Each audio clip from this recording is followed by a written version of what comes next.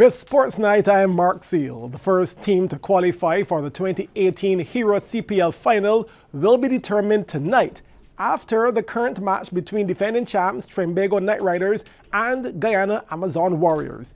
These are the two top teams from the round-robin section of the tournament, and the winner will advance straight to the final, while the loser will still have another chance as they'll still play in the second eliminator against the winner of tomorrow's first eliminator between Jamaica Talawas and St. Kitts and Nevis Patriots.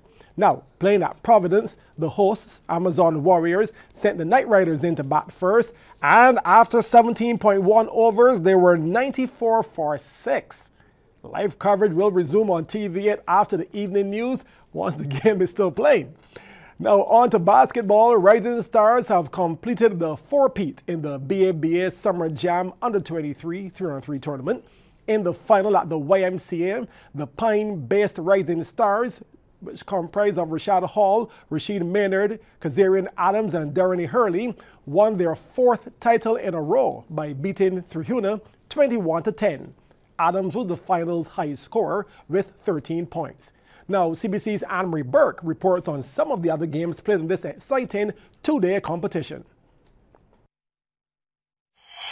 This is basketball short and sweet. Summer Jam 3-on-3 and Team Alliance was battling with Cavaliers, and the Alliance trio was pressing hard. But this was a play-for-play encounter, and Cavaliers were tracking their opponents. And coming up big for two was McCary Jones. The scores are locked. Alliance now will create a masterful play. The pass to Jamali Holder, and it's off the board. But with 4 seconds on the clock, Carlos Greenwich has to bank it, and that he did. It's a 14-all game at the end of regular time. So crucial overtime, first team to score 2 wins the game, and Alliance won the first pass. Holder finds Greenwich, who sends it back to Holder, who decides to just go for it. It's a done deal. Alliance win over Cavaliers 16-14. This next matchup featured Wildcats in blue up against YFN, and this was a quick-paced encounter. Ricardo Edie thinking about getting the single, but double thinks it and pulls up for the 2 and sinks it. Wildcats with possession again, this time Primus Waldron charges down the middle for the easy layup. But YFN were about to take back control. Justin Pyle puts it up. Here they go again. Andrew Eiffel charges through and finds Pyle, and cha-ching, 2 more. 22 seconds on the clock. Primus loses the pass, but Eiffel steals it back, and Primus showboats with it as YFN wins 15-9 over Wildcats. It was a low-scoring affair between Wacky 02 and Young Baller Nation. Wacky's Jonathan Fowler finds Simeon Maynard and puts it up from under. Young Baller Nation will have their turn at basket 2. Sadiq Brown goes up and in.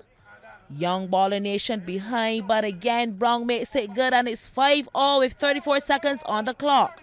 So who would have the final say? Young Baller Nation. 20 seconds on the clock now, and the shot clock is going down. And Ruck goes for a big one, misses, but Brown is there to mop it up, and that's it.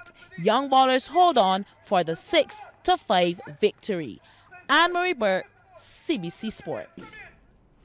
In volleyball, there have been some dream starts for some of the teams in this year's Gordon Enterprises Limited Senior Knockout competition. Among the women, Chargers have a perfect 2-0 record after back-to-back wins, their latest being against UWI. Now also with a 2-0 record are defending men's champs Cormier, who hit the court of the Willie Gym for the first time last night and handed All-Stars their second straight defeat. Here's a look at those 2 games with CBC's Anne-Marie Burke. True to their name, the Chargers ladies are all charged up for this new season, as winning their opening encounter with Carlton, UWA were their next victims. It wasn't all fun and games though, as the Blackbirds made them work for the points, but when the opportunities came, Chargers certainly made them count. DeShonta Addison with the serve, and the Blackbirds libero picks it up, but with no backup, UWA are left in shambles. UWA with the serve now, Shakira Hall, the American All-Star, with the delivery, but Chargers had their play in order, and it spiked down through mid-court. Taking serve now, Sharon Bovell, the veteran, who returned home to Chargers from UWA, so she is up against her old team, but certainly on a winning side, as Chargers commanded the first set 25-11. Second set action now, and UE showed up to the party. The first attempt not successful, so Chargers now looking to get the play in their favor, but it's saved, so UE has the chance, and it's successful, dropping into the backcourt. UW with the serve, and it's an ace. Chargers, however, will respond in the very same way. Both teams are really fighting this set. Hall goes for the dink, but watch this masterful save by Addison. Chargers celebrate. But it was UW who will claim the second set 28-26 to make things even more exciting.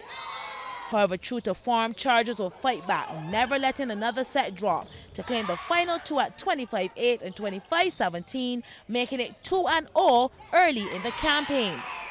Men's champions Cormier finally hit the court after a bye on the opening day thanks to a no-show Progressive, and they're certainly ready to defend their crown.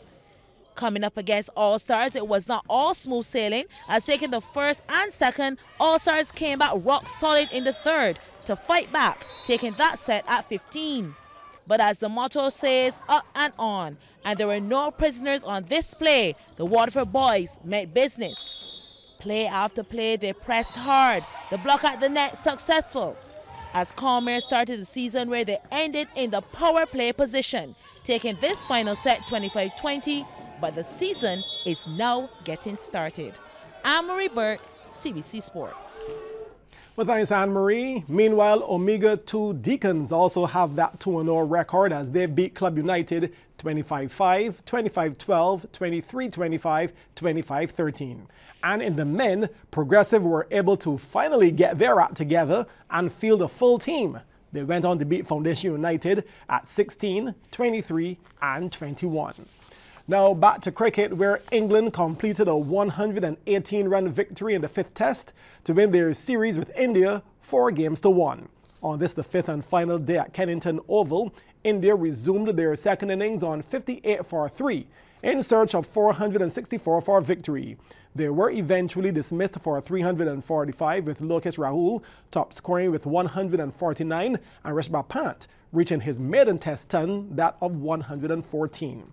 For England, James Anderson took 3 for 45 as he deposed Australian Glenn McGrath as the most prolific fast bowler in Test cricket. Anderson now has 564 wickets.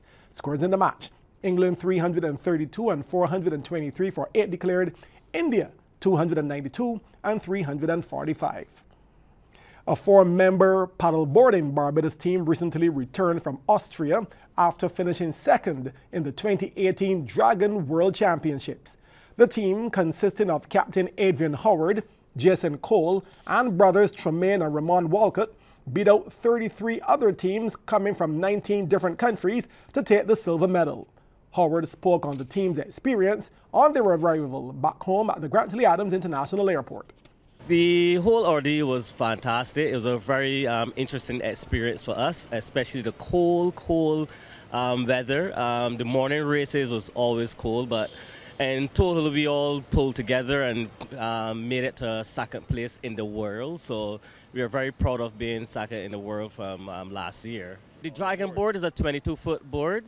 So on the board in racing, I will be up front, Jason will be in second place, Ramon will be in third, and then Tremaine will be in the last leg of on the board. So it's a synchronized paddling. It's a very unique sport, you can say, but we all come together on one board to race together and compete and make it happen.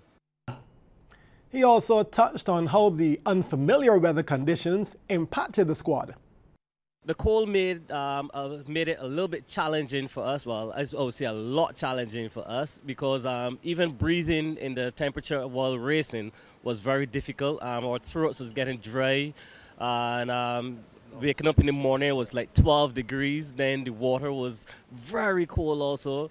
So it made it a little more challenging for us coming from the Caribbean in tropical climate, going to Austria and competing in very cold conditions. But in all, we all did very well, and despite of the coldness, we all pulled through everything.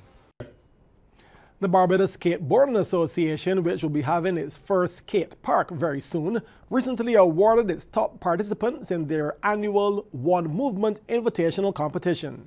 27 skateboarders took part, with Zondre O'Sullivan gliding away with the top prize in the adults category. Behind him in second was Jonathan Austin, while veteran Paul Wilson was third. Then in the junior category, Erin Stanley walked away with the top prize. The event, which attracted international skateboarding magazine called Thrasher, also had a goal of presenting Barbados as a top international skating destination.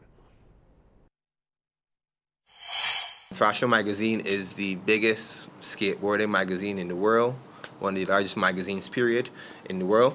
And they are very much in support of what we are doing here. I think what we've been able to extend to them as far as the invitations, and when they get here and they experience that Bajan hospitality and they see that vibe of what we have going on here, that they're definitely being sold on the product of Barbados. And that is ultimately what we want to do with that direction, is to propose and present Barbados as the ideal destination for skateboarding or recreation in the Caribbean. Now, with participants from Trinidad and Tobago and St. Lucia, Boyne said that Barbados is taking the lead in skateboarding in the region. We've been kind of an inspiration to other Caribbean islands for how they can formalize themselves, what's possible for skateboarding, and I think many of them they definitely look to Barbados to see what's going on for skateboarding, and I think a lot of them are actually trying to see how they can connect with us more. So we expect that next year we'll even see a bigger contingent from St. Lucia, bigger contingent from Trinidad.